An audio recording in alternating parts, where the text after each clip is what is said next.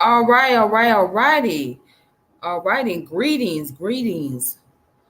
Juma Mubarak. Juma Mubarak to everybody out there that's celebrating Juma and Ramadan Mubarak. All right, on this beautiful month of Ramadan. So, to my Muslim brothers and sisters out there, I want to greet y'all in the words of Assalamu alaikum rahmatullah barakatuh. Um, this your girl Tiffany coming through here live in effect. So for the month of Ramadan, right, which is from April 1st to May the 1st, okay, that's 30 days of fasting, 30 days. Um, Now I would normally fast, however, I can't do it today. So I'll have to be able to do it tomorrow, hopefully. So yeah, with the month of Ramadan, I want to be able to get into the origin and history. Okay, I want to get into the history about the Muslims throughout the world that has made contribution in the world and in the community. Also, I want to talk about the history of Islam and all those things that have taken place. Now, there's a lot of things I have left off in the previous year. So if you guys have watched my previous video, what I have done about the Islamic culture, uh, you guys please do so. Check it out. So yeah, I have left off a lot of information there, but I'm going to try to continue as much as I possibly can because there's plethora of sources. Okay. There's plethora of sources that I would like to share and that I have to look into. All right. And especially when we get into the concept about science, I really want to get into that, especially. So yeah, I've talked a little bit about it, but didn't really get into too much. So it's a lot of things that have to be covered. It's a long list of things that's got to be covered. All right, so today's topic is going to be about Abid al-Bukhari. Again, Abid al-Bukhari, which means the Black Guard. All right. So the Black Guards was around during the time of the Trans-Sahara slave trade. Okay. And this is when the Berber took over Maghreb region and all of that in other various parts of West Africa. Um, so in this case, the Black Guards were the slaves out of Morocco. All right, their job was to guard the areas. They were working for a sultan named Ishmael. Let me look his name up because I have it on here handy. Okay. So they were working for a sultan named Isma'il Ibn Shariff. So Isma'il Ibn Shariff reigned Morocco for a long period of time. He took over that area, and so he wanted to have the black armies. He wanted to create his own army, so he used the black slaves as the guards over in that region. Okay, so that was his purpose, to be able to have total control of Morocco. All right, so for those who don't know about the Trans-Sahara slave trade, there's a difference between the transatlantic slave trade and the Trans-Sahara slave trade. So the Trans-Sahara slave trade dealt with what was going on in the African region, where you had the Berber people taking over, particularly the western part of Africa, and the northern part as well.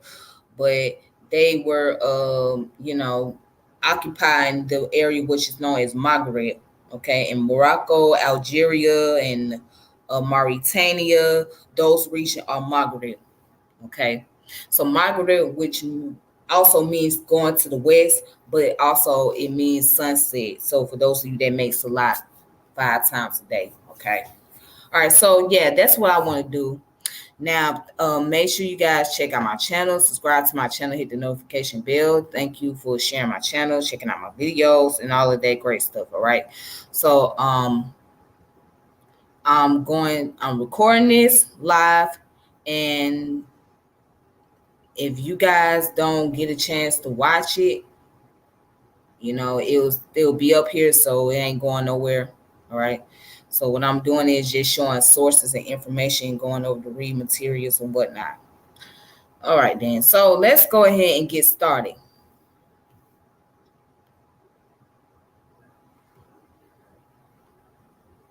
All right. There we go. The Black Guard. So, who were the Black Guards? The Black Guard, according to Wikipedia, okay, or Abid al-Bukhari, slaves of al-Bukhari, right, also known as Abid al-Duwan, slaves of Dawan, right, the slave army, Abid al-Sultan, the Sultan slave, were the corpse of black African slaves in Haratan, okay, slave soldiers assembled by the Alawi Sultan of Morocco, Isma'il Ibn Shariff.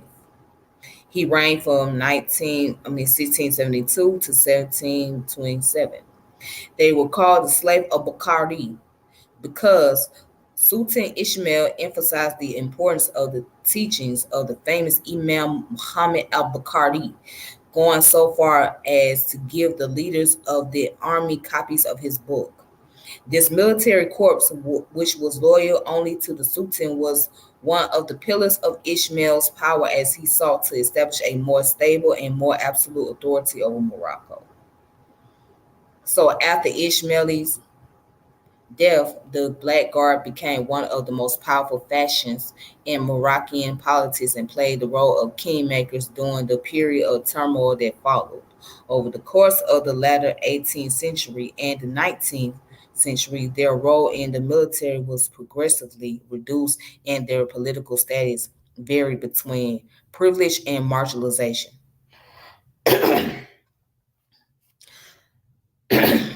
All right. Their descendants Their descendants eventually regained their freedom and resettled across the country.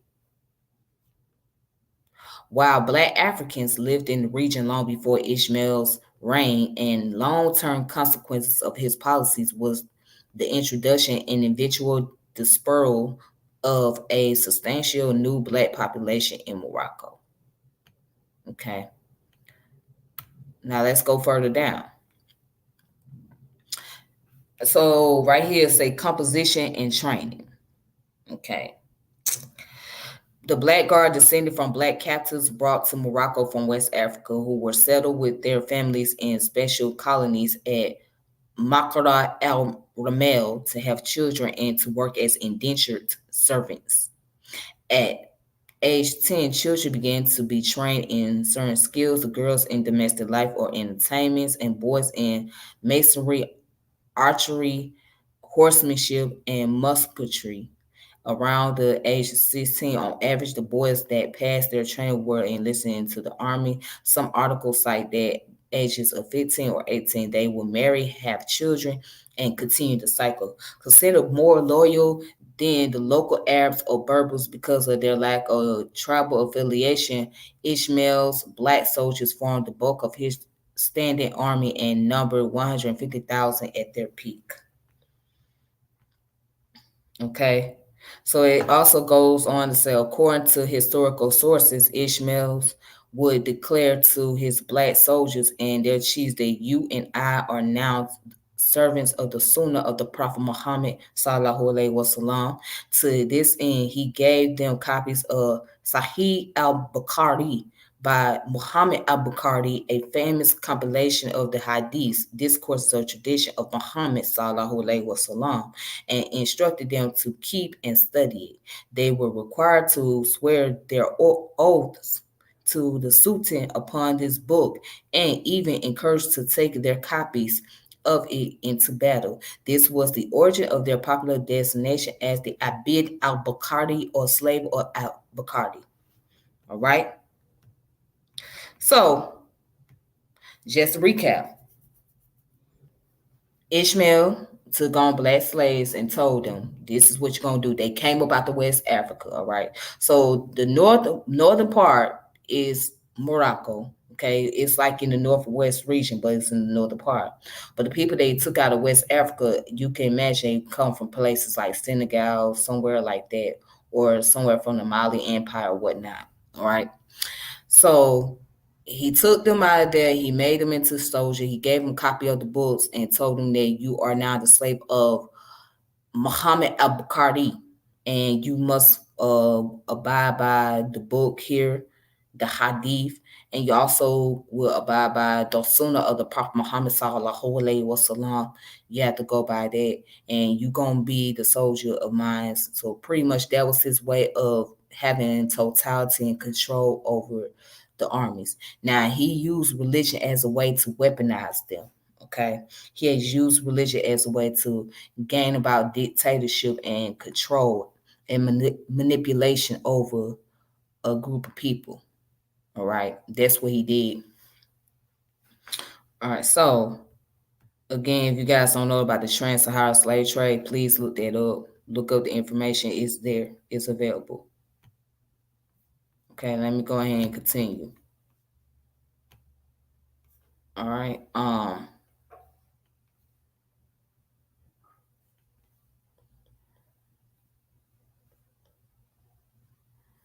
Okay, so now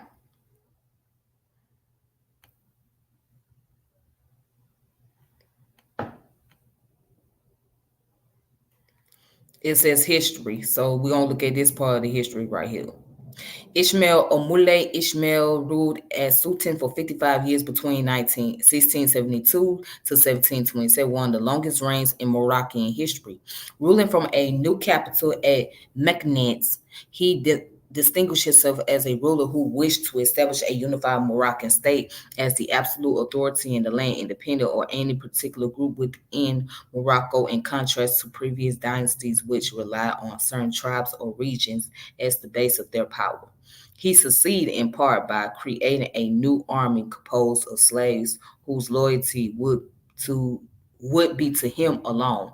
In 1699, he gave orders to enslave all black Africans in Morocco, even those who were born free or who were Muslim, and consequently, he violated two of the central tenets of Islamic law concerning slavery.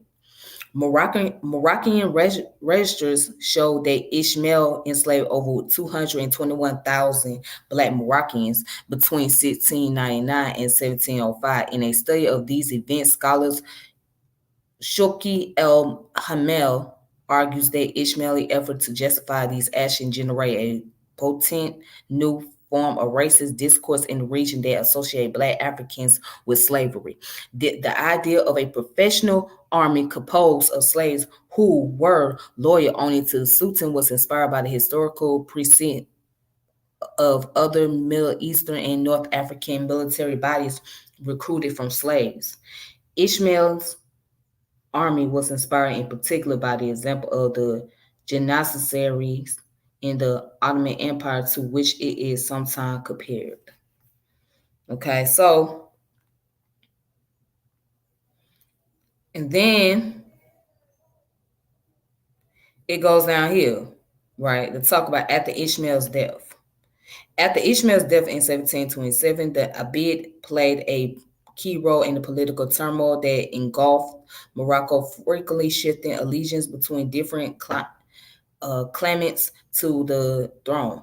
The turmoil lasts mostly between 1727 and 1757, when Ishmael's sons fought for control of the Sultanate, with few of them ever holding onto power for long. The Abid of Ishmael's reign came to wield enormous power and were able to install or depose sultans according to their interests throughout this period, though they also had to compete with the Gush tribe and some of the Amazigh tribes that the sultans also relied on. Abdullah, one of the most successful rulers during this conflicted period, was initially supported by the Abid, but eventually made enemies of them after 1733.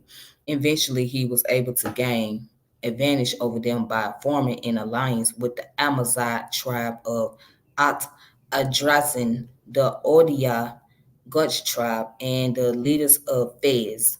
This alliance steadily wore down the Abid's power and paved the way for their submission in the later part of the 18th century.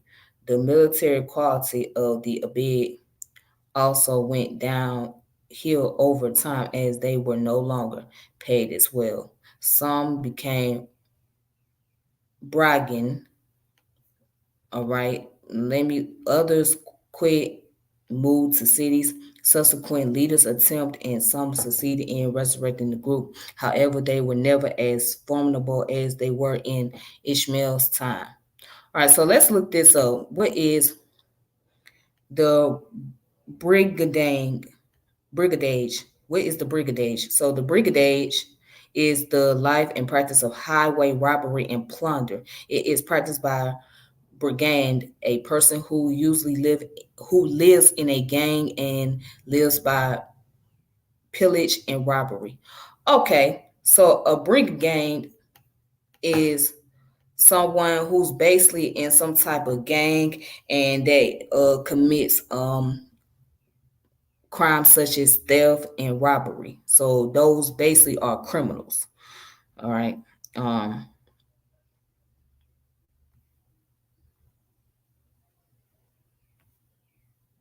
okay. So going down, let me skip down. All right. And then I'm gonna go to other articles. It says over time, most of the former Abid and their descendants had left the army and gained their freedom. They scattered and resettled across the country as former slaves.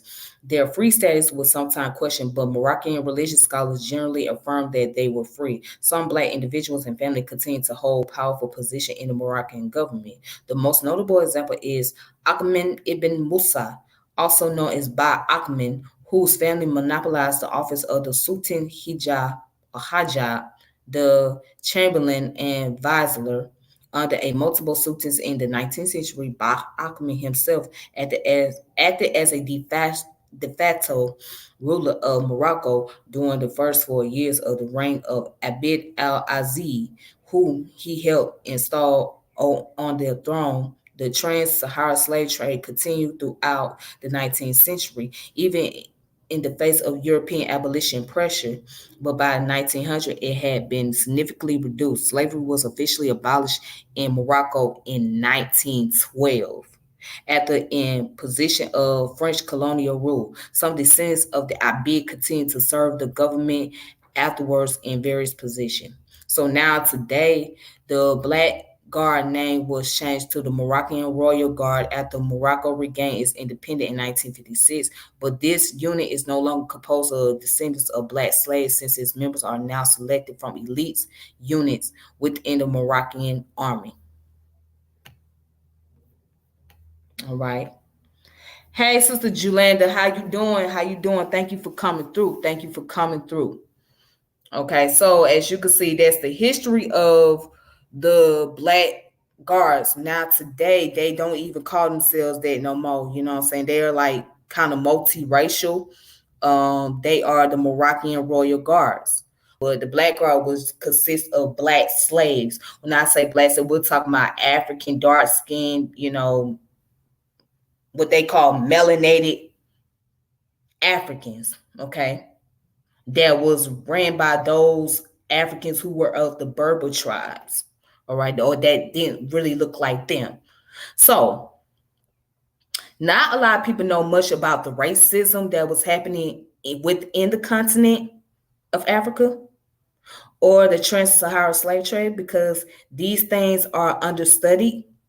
However, it was taking place. So, when the Sultan who took over Morocco, he wanted black slaves. He felt like, why not just have them? You know what I'm saying? Hell, I can have them work for me. It's better to easily control and manipulate them than to have a bunch of Arabs or Berbers under me. All right. So even then, racism was taking place, okay, during that time period. Because now you see they distinguish between the black, right, or darker complexion Africans versus these light skinned Africans over here, or these Africans that of the Berber tribe. All right. So there was a concept, there was an issue going on, and I mean, and to this day, so there's a strong possibility That not only we are a descendant of those of the transatlantic slave trade, but we also a descendant of those who were slaves during the Trans-Sahara slave trade. That's another important aspect, especially if they came from the Mali Empire, if they came from the Songhai Empire, right? You know what I'm saying? If they came from those regions and they was brought into slavery, there's a strong possibility that not only we are descended of those people from the Atlantic slave trade, but also they are a descendant of those people of the Trans-Sahara slave trade as well. So that's our other descendancy there. All right. But again, you just won't hear much story about this. So I will take the time out and make it my business to talk more about the Trans-Sahara slave trade, okay? Because that needs to be shed light on too. All right. You gotta shed light on that. In the previous year, I spoke about the Gonago people. All right, they were one of the tribes that was a part of that slave trade because they were under slavery at that time period. Okay, so you'll see a lot of relationship with the Gonago people and the relationship with the Africans in the diaspora. All right. But anyways, so that's that information. And again, you guys can look this up on Wikipedia if you want to. You can go down to the reference right down here. Okay. Further reading. And you can see also some more information over here. Oh, this is interesting. Look at it. It says military of Morocco. See, Royal Moroccan Army, right? The Navy, the Air Force, the Gendarmerie, or was it Gendarmerie, yeah. So you got all type of different branches in Morocco. You see that? Wow. But you guys can check that information out for yourself. Okay. Let's look into let's look into this article.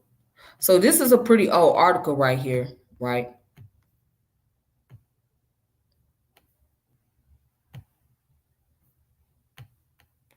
And this article is called Class, Ethnicity, and Slavery, The Origins of the Moroccan Abid by Alan R. Myers. So this article came out in 1977, basically. So as you can see,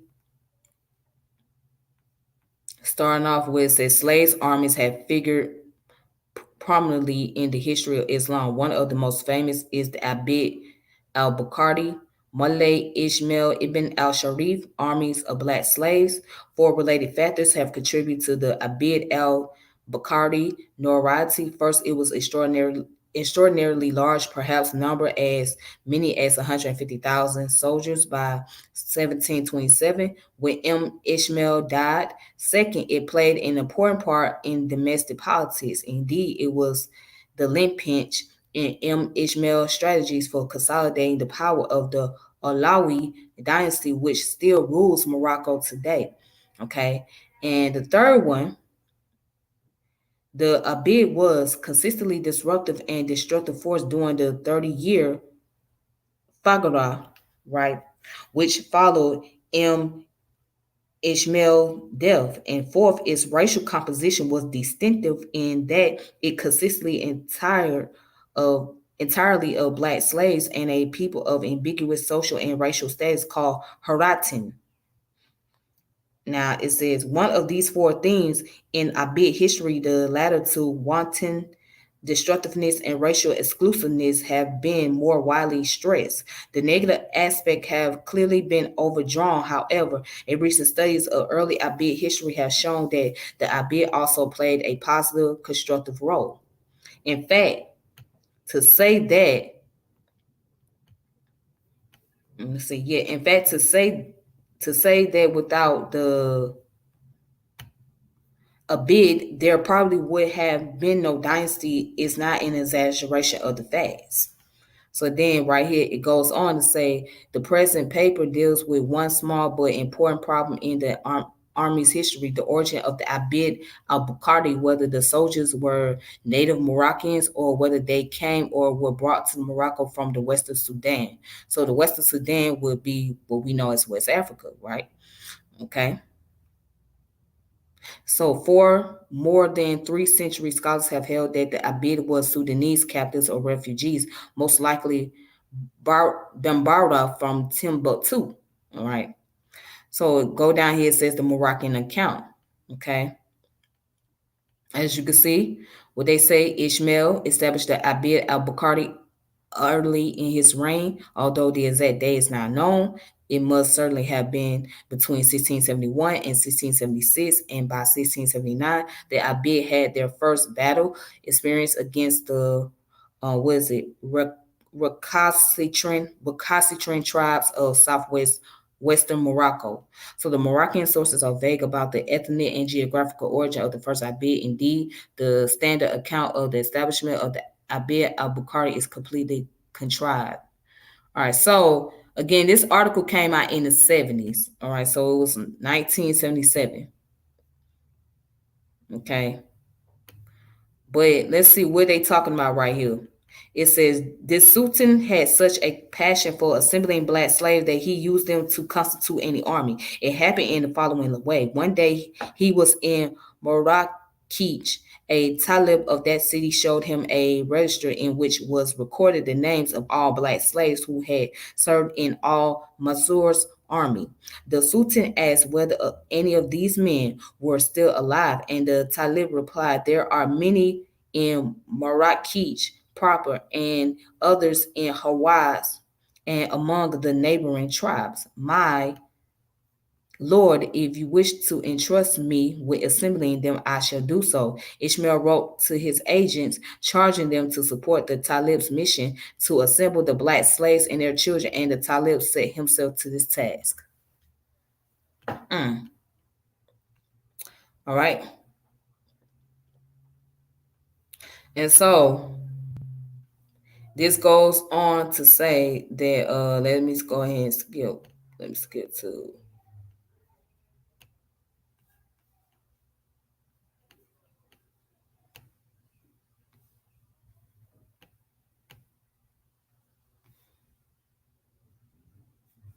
okay, well let me go back.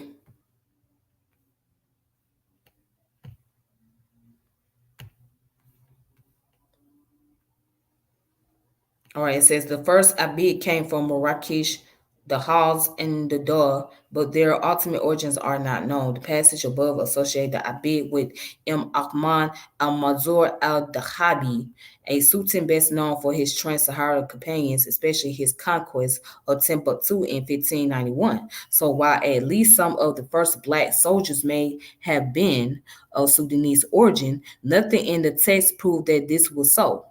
All right. So after the initial recruitment, Ishmael continued to rely on local sources of slaves. In fact, he seemed to have maintained the same recruiting strategy and applied it to different parts of Morocco. When the Sultan returned to Mekinez from Marrakech, he ordered his scribe Muhammad al-Ayashi to go to the tribes of Morocco and the Bani Hassan and the Jabil to collect slaves, and he charged his agents amongst the tribes to buy slaves for him, and they assembled everyone they could find until there were no more black people in Morocco who were not in the army, neither slave nor free, neither in the countryside nor in the towns. Hmm. Ishmael then ordered the second body of recruitments to join the first at a site near Meknes called Marasha al-Rami, which was to be the Abid's main garrison and base camp. In 1678, the last significant contingent joined the slave army, 2,000 Haratans who returned with Ishmael's troops from a campaign to pacify Saharian people. The addition of this force reportedly brought the number of Abid to 14,000, right? Small groups of blacks, slaves, and Haratan continued to join the slave army after around 1680, but Moroccan sources mention no further large-scale recruitment. How the slave army managed to grow after 1680 as it apparently did, it is not at all clear. There may have been as many as 150,000 soldiers in the Abid when Ishmael died in 1727, but we have no evidence from the Moroccan sources that significant numbers of these originated in the Sudan. All right. So this is the article, which is called Class, Ethnicity, and Slavery, the Origin of the Moroccan Abid by Alan R. Myers. Okay.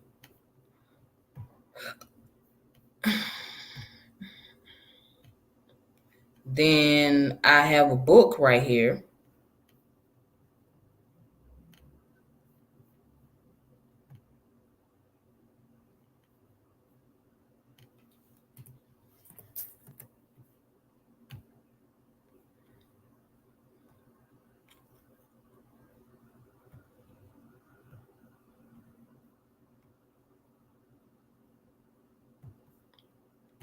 This book right here is called Slaves and Slavery in Muslim Africa, Volume 2 by the Survey Estate, edited by John Ralph Willis. Again, it's called Slave and Slavery in Muslim Africa.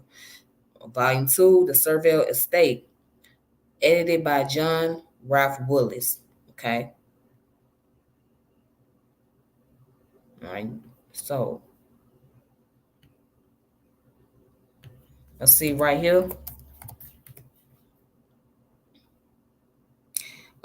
This is chapter 1, I believe. This chapter 1, the Ulama of Faz, Ishmael, and the issue of the Haratan of Faz.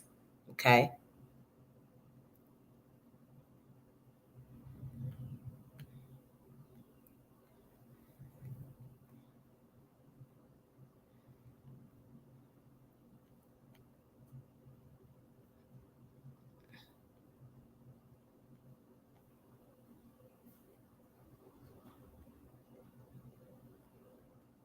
Okay, so I'm gonna go down here where it says the creation of an army large and powerful enough to sustain the Alawite regiment was indispensable. Israel elected to choose for this purpose the Abid slave and the Haratan of Morocco, two social and cultural categories which had no references to any Moroccan incorporated group. Landless, vulnerable, and despised, and therefore had neither sentimental nor material commitments to group with interests independent of the Makazin, unlike freemen, slaves, and Haratans, exhibit admirable qualities that fascinate the Sultan and encourage him to establish the Abid al-Bukhari army or the slave army. The slaves, Ismail proclaimed, possessed the bravery, the resoluteness, the aptitude, and the endurance that are lacking in free men. Once they were brought and conscripted, Ishmael continued to say they would dedicate their lives and energies to serving in the army. He thus decided to buy. He claimed all the legally owned slaves in Morocco. All right. The Faqid Muhammad Alishi is said to have been the one who drew the attention of Ishmael to its existence of a register that contained the names of all the Sardine soldiers. Right? It says the Sultan subsequently charged him with the responsibility for their collection. Alishi became the chief recruitment officer, assisted by court officials, governors of town, and tribal chiefs. Okay. All right. So again, just going over the materials, all right, to make sure that it's lined up with the sources that I have read on Wikipedia. So you always want to make sure that you have the sources lined up with each other, or otherwise you'll be pretty doomed. So, and that's the whole purpose of me doing this video. Okay. So it says that the success of the recruitment drive was immeasurable. Within a short time, every black man, free or slave, in around Marrakesh and the northern face of the Atlantis was collected. The collection was thus indiscriminated, covering freeborn Muslims and, according to the Aluma and the Talaba of Faz, illegal. Sidi Muhammad ibn Abdul Qadir al-Fazi articulate in a tactful way the disapproval of the ulama or ulama in a letter that he addressed to Ishmael. The basic condition of man, he wrote, is freedom. If the slave status of a person cannot be justifiably established, then we can say no more than that such a person is the master of his soul. Therefore, no one has any authority over him, and he cannot be traded. This opinion is based on the kata, the sunnah, and the ijma. All right. So, and it says, refuting these allegations, Ishmael it is claimed sought and received the approval for his action from the ulama of the Orient. On the other hand, he attested that he never ordered the collection of slaves and Haratin unless the registers were approved by the ulama themselves and concrete evidence of original slave status of those in the registers was presented. He claimed that the status of every person in probe and thoroughly investigated until we are certain of his or her slave status and that he or she was legally owned. Concrete proof, confession, public opinion, testimony by person of repute are the determinants of a person's original status. All right, so okay, so to sum this all up, what you see is the pre 48 laws of power. All right. You see the earliest, well, you see the form of Machiavellianism. And if you guys don't know about Machiavellianism, you guys need to check that book out. It's written by Niccolo Machiavelli, the prince. So he goes into all the steps of how to obtain power. So the way that the sultan obtained the power, right? He went to a talib, okay, or a chief, and that chief gave him a list of those who was slaves in the area of Marrakesh.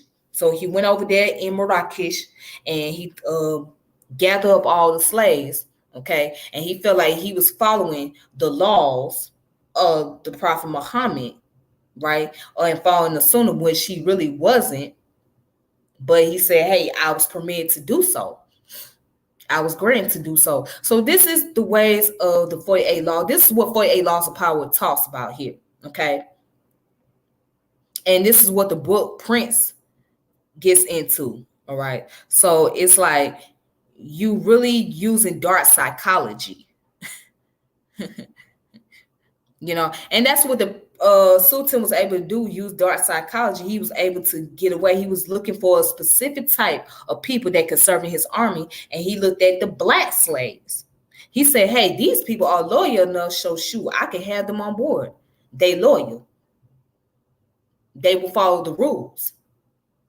You know what I'm saying? So he didn't look at just African slave. He wanted a specific type of African slave, and the specific one that he was looking for was the black ones, and that's what he got. All right. So okay, that's that reading material right there.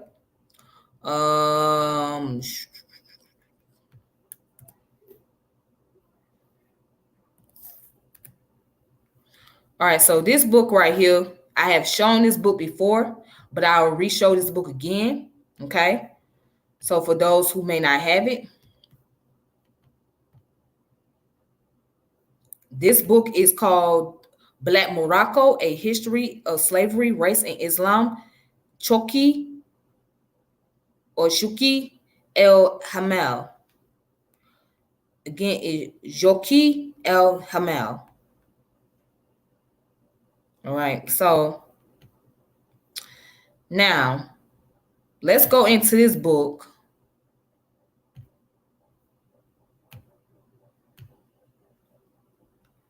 All right, so let's go into the chapter about the black armies. The black armies function and the roles of women. Okay. So as you can see, I'm scrolling down. All right, so here it goes. The Black Army provided the means to realize the dream and the vision of the Sultan to bring security, unity to the country, but it took 2 decades to accomplish the task. This demonstrated the political and social division within Morocco at the time of Moulay Ismail ascendancy. Right, John Willis described the outcome of the Sultan's initiative in the safety and ease of travel. So at the beginning of his reign, the roads were so infested with robbers that it was dangerous to stir out of the town without being well guarded, but he has so well cleared them that now it is anywhere safe for traveling. He maintains his large empire, which consists of several kingdoms joined together in peace and quietness. Right? Okay.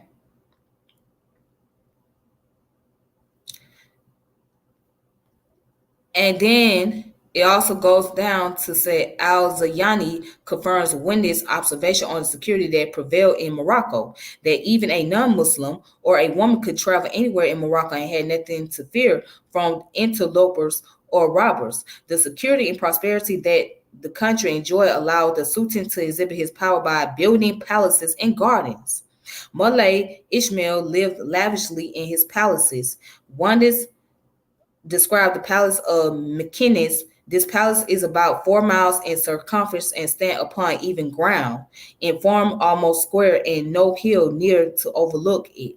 Pello remarked that the palace or castle is the stateless of any in Africa, it being of a prodigious extent, some of the rooms of which have large fish ponds in them, and fishes may be seen swimming in the looking glasses with which the ceilings are covered. All right. As Zayani reported that the Sultan himself supervised the construction of his palace.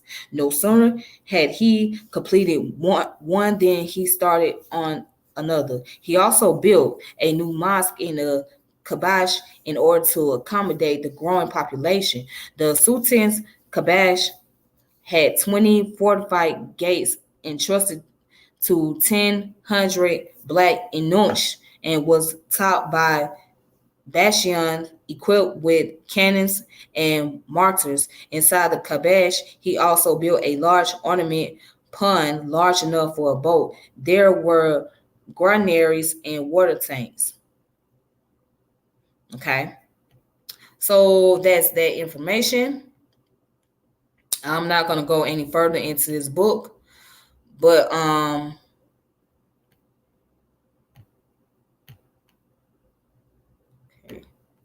But if anybody want to check out that book, you guys can do so. So it's called The Black Morocco, A History of Slavery, Race, and Islam.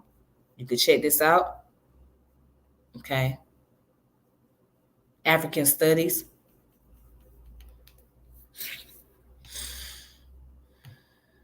All right, so that's that information that I have for